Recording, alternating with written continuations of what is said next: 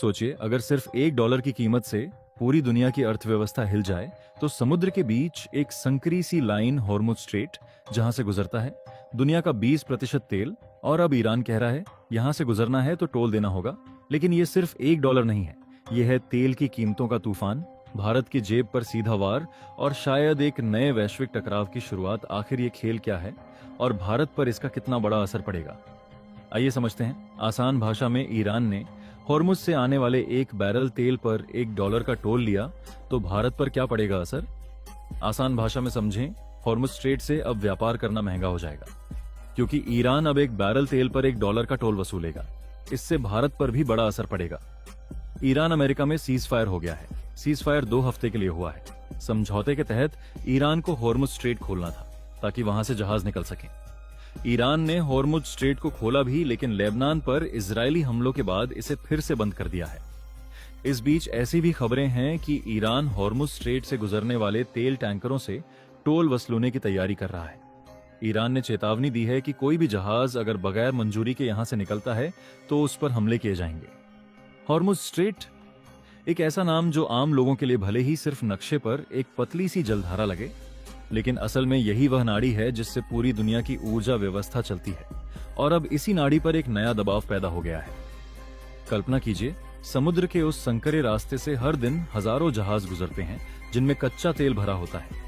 वही तेल जिससे भारत की गाड़ियां चलती हैं, कारखाने चलते हैं और करोड़ों लोगों की रोजमर्रा की जिंदगी चलती है। लेकिन अब खबर आ रही है कि ईरान इस रास्ते से गुजरने वाले हर बैरल तेल पर $1 का टोल वसूल सकता है। सुनने में यह आंकड़ा छोटा लगता है, पर असल कहानी यहीं से शुरू होती है और यही छोटी सी रकम धीरे धीरे एक बड़े आर्थिक तूफान में बदल सकती है। सीज फायर सिर्फ 2 हफ्तों का, एक अस्थायी शांति जो किसी भी वक्त टूट सकती है। अमेरिका और ईरान के बीच हुआ यह समझौता दिखने में तो राहत भरा लगता है, लेकिन इसके पीछे छिपी रणनीति कहीं ज्यादा गहरी है।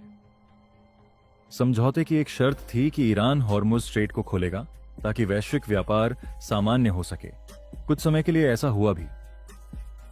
जहाजों ने राहत की सांस ली, बाजार थोड़ा स्थिर हुआ। लेकिन तभी लेबनान पर इजरायली हमलों की खबर आई और जैसे ही यह खबर फैली, ईरान ने एक बार फिर से इस स्ट्रेट पर अपनी पकड़ मजबूत कर ली।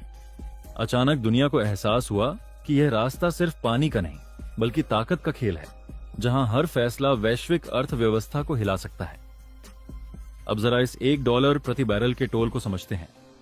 भारत हर दिन करीब 50 लाख बैरल कच्चा तेल आयात करता है और इसमें से लगभग 60 से 65% तेल हॉर्मुज स्ट्रेट से होकर आता है। अगर हर बैरल पर $1 अतिरिक्त देना पड़े तो इसका मतलब हुआ कि भारत को रोजाना लगभग 30 से 35 लाख डॉलर अतिरिक्त खर्च करने होंगे। साल भर में यह रकम अरबों डॉलर तक पहुंच सकती है। और यही वह बिंदु है जहां यह कहानी आम आदमी तक पहुंचती है, क्योंकि ये पैसा कहीं ना कहीं पेट्रोल डीजल के दाम में जुड़ जाएगा, महंगाई बढ़ेगी और हर चीज की कीमत पर असर पड़ेगा। लेकिन असली सस्पेंस सिर्फ पैसे का नहीं है। असली डर उस अनिश्चितता का है जो इस पूरे घटनाक्रम में छिपी है। ईरान ने साफ चेतावनी दी है कि अगर कोई जहाज बिना उसकी मंजूरी के इस रास्ते से गुजरने की कोशिश करता है तो उस पर हमला किया जा सकता है। इसका मतलब यह है कि सिर्फ टोल ही नहीं, बल्कि खतरा भी बढ़ गया है।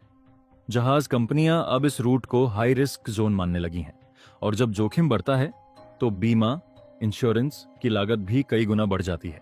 यानी एक तरफ टोल, दूसरी तरफ बढ़ा हुआ बीमा और तीसरी तरफ देरी का खतरा, तीनों मिलकर तेल को और महंगा बना देते हैं। भारत जैसे देश के लिए, जो अपनी ऊर्जा जरूरतों का बड़ा हिस्सा आयात करता है, यह स्थिति किसी आर्थिक पहेली से कम नहीं है।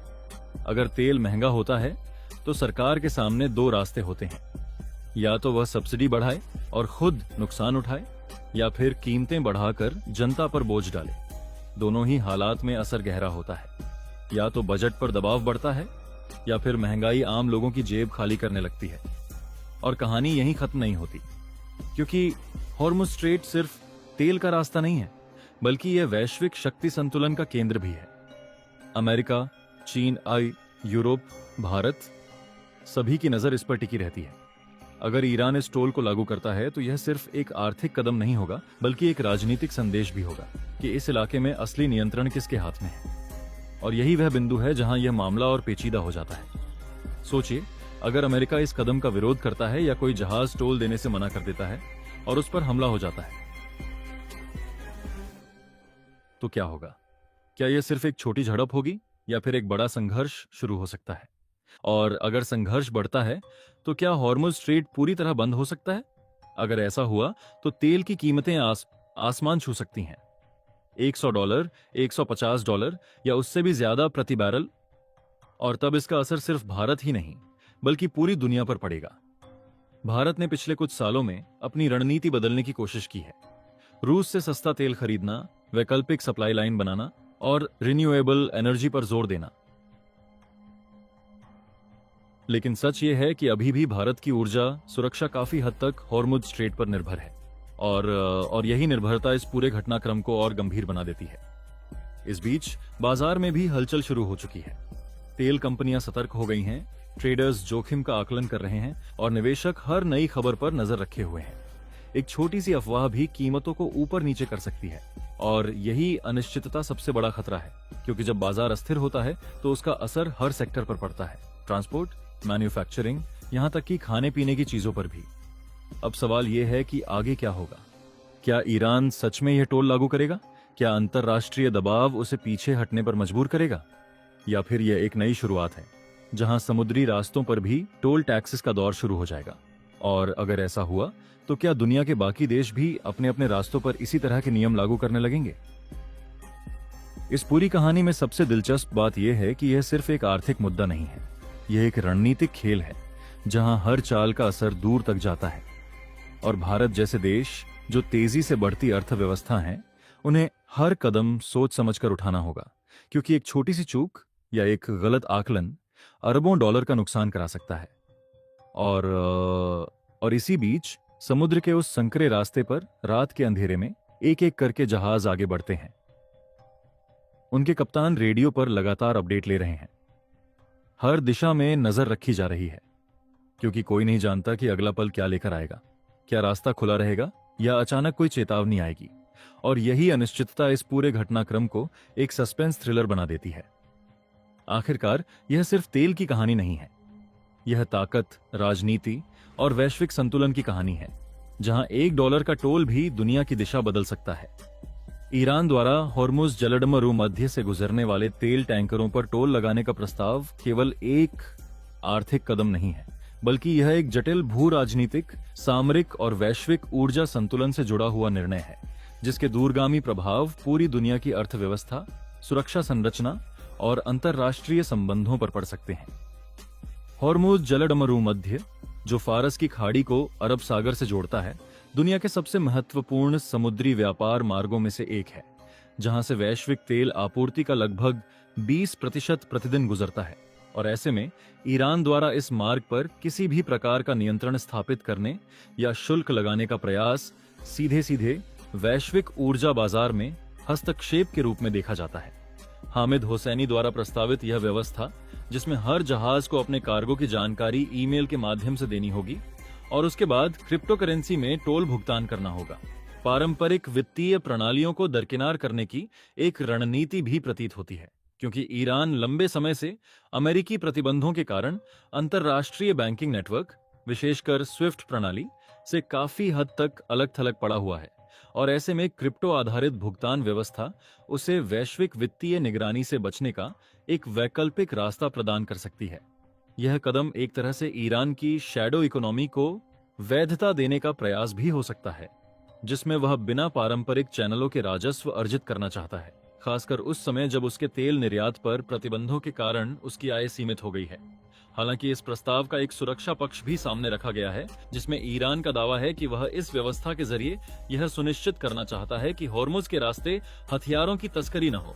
लेकिन अंतरराष्ट्रीय समुदाय इस तर्क को पूरी तरह से स्वीकार करने को तैयार नहीं है, क्योंकि यह भी उतना ही संभव है कि ईरान इस निगरानी व्यवस्था का उपयोग अपने रणनीतिक हितों को आगे बढ़ाने के लिए करे, जैसे कि अपने विरोधी देशों, विशेषकर सऊदी अरब, संयुक्त अरब अमीरात और इजराइल के व्यापारिक और सैन्य मूवमेंट्स पर नजर रखना। इस संदर्भ में यह भी ध्यान देने योग्य है कि हॉर्मुज जलडमरू मध्य अंतरराष्ट्रीय जलमार्ग माना जाता है और संयुक्त राष्ट्र समुद्री कानून UNCLOS के तहत किसी एक देश को इस पर पूर्ण नियंत्रण स्थापित करने या टोल लगाने का अधिकार नहीं है। हालांकि ईरान ने इस संधि पर हस्ताक्षर नहीं किए हैं, जिससे वह अपने क्षेत्रीय अधिकारों की अलग व्याख्या करता है। यही कारण है कि ईरान समय समय पर इस जल डमरू मध्य को बंद करने या नियंत्रित करने की धमकी देता रहा है, खासकर तब जब उस पर पश्चिमी देशों द्वारा आर्थिक या सैन्य दबाव बढ़ता है। वर्तमान परिदृश्य में, जहां मध्य पूर्व पहले से ही कई संघर्षों से जूझ रहा है, जैसे इजरायल हमास युद्ध, यमन में हौथी विद्रोहियों की गतिविधियां और अमेरिका ईरान के बीच बढ़ता तनाव, ईरान का यह कदम क्षेत्रीय अस्थिरता को और बढ़ा सकता है। यदि वास्तव में यह टोल प्रणाली लागू होती है तो इसका सीधा असर तेल की कीमतों पर पड़ेगा, क्योंकि परिवहन लागत बढ़ने से कंपनियां यह अतिरिक्त खर्च उपभोक्ताओं पर डालेंगी, जिससे वैश्विक स्तर पर पेट्रोल और डीजल की कीमतों में वृद्धि हो सकती है। और इसका असर भारत जैसे तेल आयातक देशों पर विशेष रूप से पड़ेगा, जो अपनी ऊर्जा जरूरतों का एक बड़ा हिस्सा मध्य पूर्व से पूरा करते हैं। इसके अलावा शिपिंग कंपनियों के लिए भी यह एक नई चुनौती होगी, क्योंकि उन्हें न केवल अतिरिक्त लागत वहन करनी पड़ेगी, बल्कि ईरान की निगरानी व्यवस्था के तहत अपने व्यापारिक डेटा को साझा करने का जोखिम भी उठाना होगा, जिससे उनकी गोपनीयता और प्रतिस्पर्धात्मक रणनीतियों पर असर पड़ सकता है। इस पूरे परिदृश्य में क्रिप्टो करेंसी का उपयोग एक और दिलचस्प पहलू है, क्योंकि यह न केवल पारंपरिक वित्तीय प्रतिबंधों को दरकिनार करने का माध्यम है, बल्कि यह वैश्विक वित्तीय व्यवस्था के लिए भी एक चुनौती है, जहां अभी तक क्रिप्टो को पूरी तरह से नियंत्रित या विनियमित नहीं किया जा सका है। अगर ईरान इस मॉडल को सफलतापूर्वक लागू करता है तो यह अन्य प्रतिबंधित या अलग थलग देशों के लिए भी एक उदाहरण बन सकता है, जिससे अंतर्राष्ट्रीय आर्थिक व्यवस्था में एक नया पैरेलल सिस्टम उभर सकता है।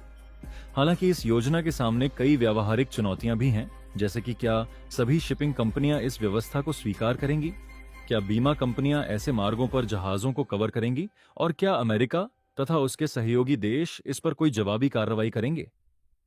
यह भी संभव है कि अमेरिका इस कदम को फ्रीडम ऑफ नेविगेशन के सिद्धांत के खिलाफ मानते हुए सैन्य उपस्थिति बढ़ाए या ईरान पर और कड़े प्रतिबंध लगाए, जिससे स्थिति और अधिक तनावपूर्ण हो सकती है। दूसरी ओर चीन और रूस जैसे देश, जो ईरान के साथ अपने संबंध मजबूत कर रहे हैं, इस स्थिति का लाभ उठाने की कोशिश कर सकते हैं। खासकर चीन, जो दुनिया का सबसे बड़ा तेल आयातक है और जिसकी बेल्ट एंड रोड पहल में मध्य पूर्व एक महत्वपूर्ण कड़ी है, वह इस नए तंत्र के तहत ईरान के साथ वैकल्पिक व्यापार व्यवस्था विकसित कर सकता है। कुल मिलाकर ईरान का यह कदम केवल टोल वसूली तक सीमित नहीं है, बल्कि यह एक व्यापक रणनीतिक संकेत है कि वह अपने क्षेत्रीय प्रभाव को बनाए रखने और बढ़ाने के लिए नए नए तरीके अपनाने को तैयार है, चाहे वह आर्थिक हो, तकनीकी हो या सैन्य। यह भी एक संदेश है कि वैश्विक शक्ति संतुलन धीरे धीरे बदल रहा है, जहां पारंपरिक नियमों और संस्थाओं की पकड़ कमजोर हो रही है और क्षेत्रीय शक्तियां अपने अपने तरीके से नए नियम गढ़ने की कोशिश कर रही हैं। ऐसे में आने वाले समय में यह देखना बेहद महत्वपूर्ण होगा कि क्या यह प्रस्ताव वास्तव में लागू होता है या केवल एक राजनीतिक दबाव बनाने का साधन बनकर रह जाता है। लेकिन इतना निश्चित है कि इसने वैश्विक ऊर्जा राजनीति में एक नई बहस को जन्म दे दिया है, जो आने वाले वर्षों में और भी गहराती जाएगी। अब अगर अमेरिका के साथ कोई स्थायी समझौता होता है तो वह इसी शर्त पर होगा कि हॉर्मुज को पूरी तरह से खोल दिया जाए।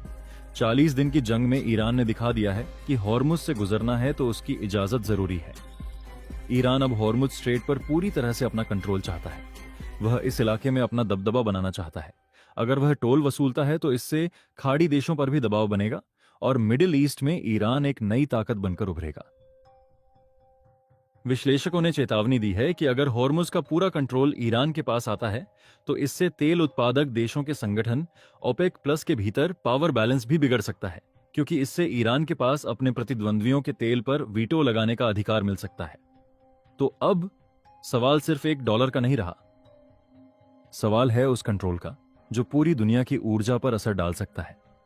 अगर हॉर्मुज स्ट्रेट पर दबाव बढ़ता है तो असर आपकी जेब तक जरूर पहुंचेगा। आने वाले दिनों में क्या होगा?